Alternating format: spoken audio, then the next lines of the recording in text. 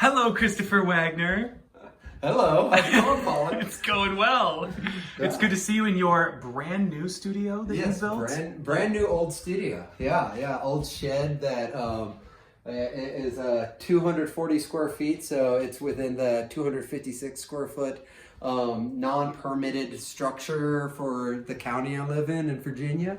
So it still somehow manages to be the biggest studio I've ever had, which is kind of comical. I've always had little tiny spaces, so. And you've been practicing sculptor for quite a long time by now. Yeah. I mean, am I making us sound old? I'm still practicing. I know. You're still practicing as a faculty member at William and Mary as well. And Yeah. I'm just going to put in the frame that little guy above you who I watched you fabricate him right in front of me. That was done in your studio. Yeah, back in Portland when you lived there. Yeah. So yay, take me around. What's going on here? You just finished putting this thing Just together. finished. It was a shed that I increased, a 10 foot by 12 foot shed. So it's a weird mix mash of like old stuff, which I like.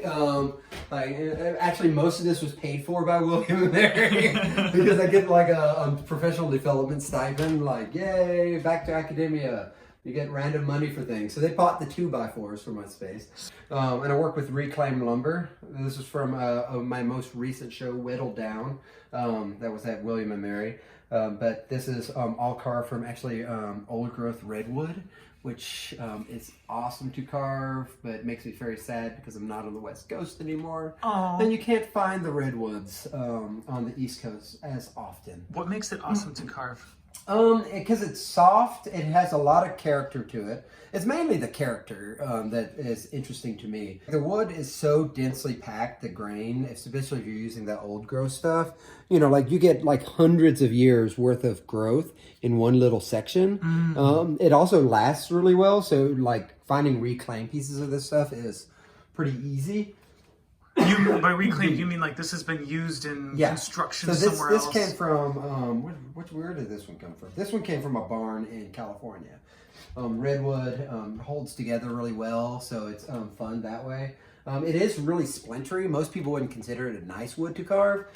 Fine wood carvers, they're dealing with like olives and pear, but they're like paying premium prices for that stuff. This is like the best stuff you can get out of the garbage. I've only recently started spending money on materials. Right. And that's because I get a professional development money that I have to spend money on materials or tools. So I've started getting a lot of new fancy tools lately. Oh, show me. Thank you. Oh, yeah. What do you use? What do you have? Oh my gosh, it's so fancy. Full disclosure, Christopher, you taught me how to carve, basically. Yes. And I still use... I've given you the quick rundowns, the quick workshops. So traditionally, I'm carving a lot with just like hand tools. So a lot of gouges, lots of mallets and stuff like that. But there's like tools that like professional development money. It's so great. This is like a King Arthur Merlin 2, which is like they market it as the world's smallest angle grinder. That's probably not true, but it's a super awesome little tool. Got grinding heads, but it's tiny. It will last forever. I've had a... Now an angle grinder will just obliiterate the wood, right? It just makes it a powder. If I'm carving with this, it's always outdoors because it, like this place would be a cloud of dust. Got my fancy new chainsaw. Thank you, William and Mary. Up there. All right, here's another fancy new tool. This one's I actually have been using this one so much lately. This is a power carver. So that thing is going back and forth in like rapid succession. Yeah. You want to see it? Sure. It's so fun. Would it be nice to bleed on camera? Would that be good? You want to bleed on camera. Yeah, bleed on camera. Yeah, let's do an injury. We'll go all the way to the... But yeah, it does that motion. It's kind of funny because everyone complains about not getting paid enough in academia, but it's like, you haven't tried to live as an artist. Right, try sales for a living. Yeah. It's not too bad. I've been doing this for about almost 20 years now. I don't feel that old, but it seems like it's getting ridiculous. Yeah, that's us. That's our lives right now. So I've been doing this long enough that like all the tennis elbow and everything is starting to come into play. So power carving and stuff like that, I'm trying to think of ways to make myself survive as long as I can in the studio before my body completely crumbles around me. especially with the type of material I work with, where it's all, you know, older material that's been abandoned by someone else that was going to go into the garbage, and then I create something beautiful out of it. So I've always liked that aspect of what I do, and so, you know, there's metaphor and such, you know, with my own life at this point.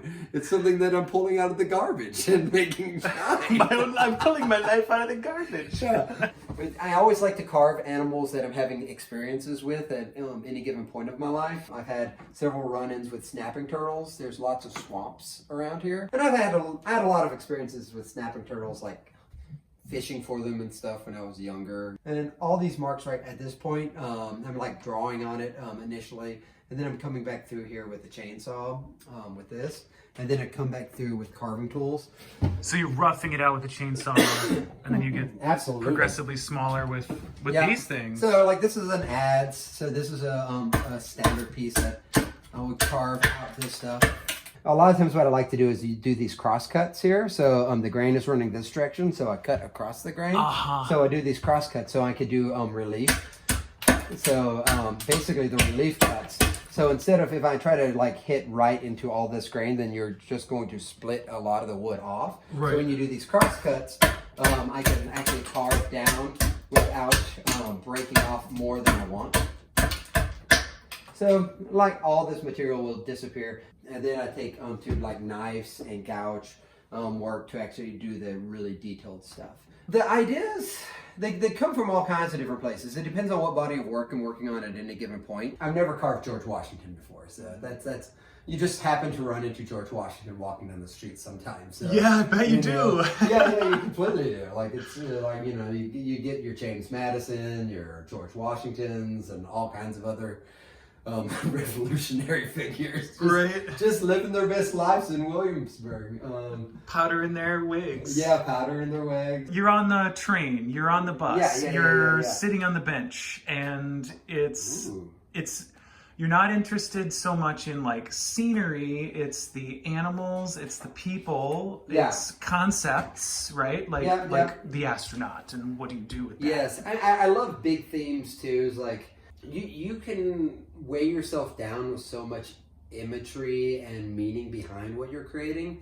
As I've gotten older, I'm try not to let that limit me as much. I basically, if I have an idea that I like and that it makes me laugh specifically, then I completely am going to jump on top of it. So jump on top of it a little bit. Jump on top of it like George Washington on a horse. I definitely laughed a lot when I came up with that idea. People take themselves so seriously with art, and I think that's I don't know, like it's just silly, I think, most of the time. Same things I was playing with when I was digging mud out of the creek in Kentucky growing up, and I was making little like animals and stuff like that. Like I feel like I'm still drawn to the exact same things as when I was at 8 years old, and that's okay. Like that's what I'm interested in as a person, and that I've kind of developed those ideas more, and I can talk about it more coherently. It marked you when you were young, and now you have like more and more sophisticated ways, perhaps, of like generating whatever the response to that. Yeah, and that's one thing that kind of drives me crazy about academics a little bit, just because I feel like we get so tied up with concepts that it kind of weighs students down when what they should be doing is trying to relax. Like whenever I'm trying to think of an idea and like get really strung up about like a show or an exhibition coming up, and I feel like I have this weight on me about an idea, like that's when I have the hardest time, like getting anything out.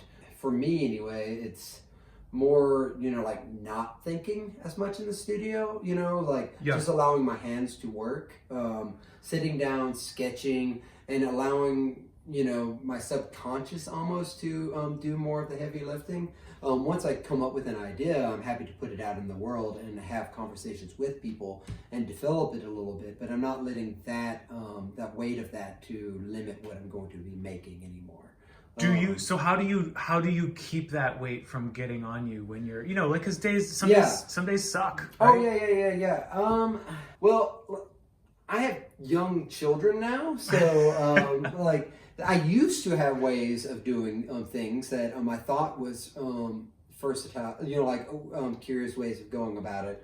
Now it's pretty much as straightforward as I possibly can make it. Like I know lots of artists and stuff who have the playlist that they play when they get into the studio. I love poetry. Poetry is something that kind of relaxes me, so I love to read a few stanzas of poetry. My big thing is trying to get away from my phone when I'm out here too. Like when you go out to the studio, like I hate phones are horrible. Like I film almost everything I do in the studio now, and most of that never gets posted to any of the socials or anything like that. But it's mainly because it gets my phone out from being something that I engage with to something that's recording. Because it's busy. You can't be messing around with it. I mount my phone, a lot of times when I come out to the studio, I mount my phone up here and then I start recording what I'm doing, whether that's actually worthwhile or not. If anything, it's not so much a balance of getting into the right mindset for the studio, as in like not getting distracted by all the other things that could distract you. I feel like at this phase of my life and my career that I'm happy with what I'm doing, and I like the time that I spend in the studio. Everyone can benefit from that kind of stuff, Some of my best conversations I've had is when I'm sitting down with a student and a piece of wood, and we just start whittling together. Like I'm getting that more and more often now. It's kind of like people strumming a guitar at home. It's most people who play an instrument aren't ever going to go out and perform it in front of somebody. But is your life enriched by making something? Whether that be music or sitting down and carving or drawing or painting, whatever you do. If your life's enriched by it, then why the hell not? One of the most rewarding things as someone who teaches as well as works in the studio now is trying to give people the tools in which they can make something. I felt for years now that I could carve for the rest of my life, and I still, I'll be an 80-year-old man, I still won't be as good of a carver as what I want to be. It's so incremental and so slow of a development that when you're in the studio on a grind all the time, you don't realize how much you're progressing. It's like watching your child grow. Christopher Wagner, thank you very much. Thank you, Paul. Thanks for coming all the way to the East Coast. Yeah, I love it. Nice to see you, buddy. Oh, it's great to see you. Well, I'll give you some more pointers on carving relief panels. Oh, please. Yeah. Always hungry for that. I'm learning a lot more stuff. Thank you. Yeah.